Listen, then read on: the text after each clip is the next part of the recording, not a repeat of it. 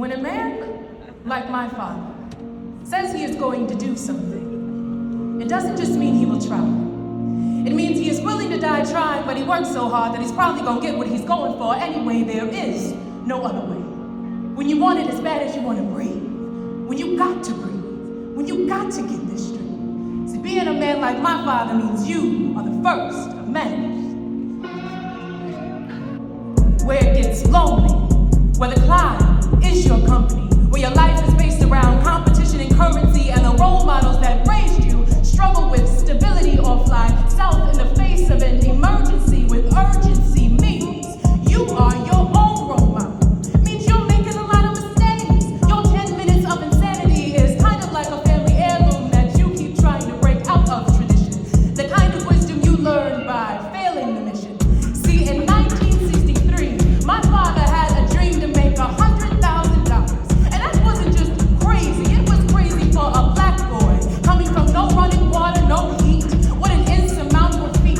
What a miracle-like blessing to be given the kind of ability that propels you several generations forward in just a decade's time. See, our halftime entertainment became his prayer to God.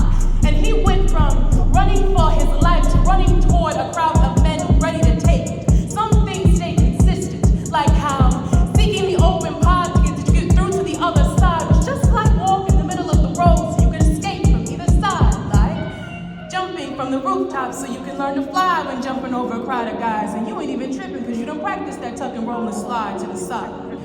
See, when you're a man like my father, you know how to land in life.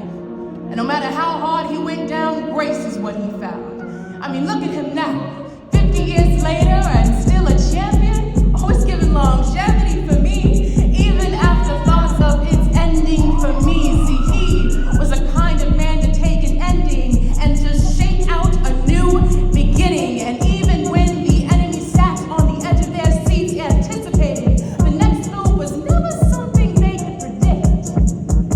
I mean, really, who in their right mind could have thought of all this?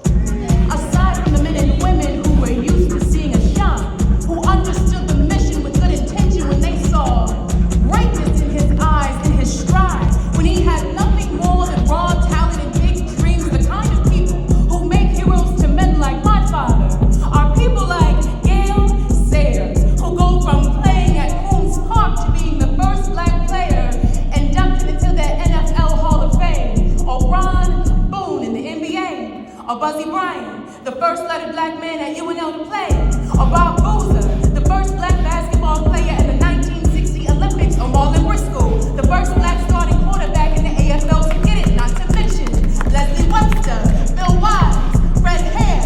And when you got other people going against the current, it's crazy to think you can't get there. So God bless the man that leaves a man.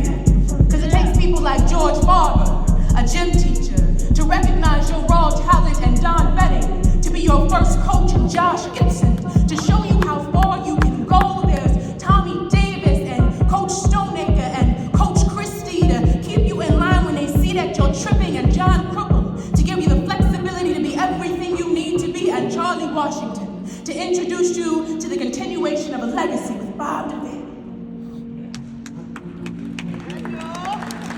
See, it would always take a village to pull greatness out of the mud. This is Omaha. This is us. See, when a man like my father says he is going to do something, it doesn't just mean he will try. It means it is done.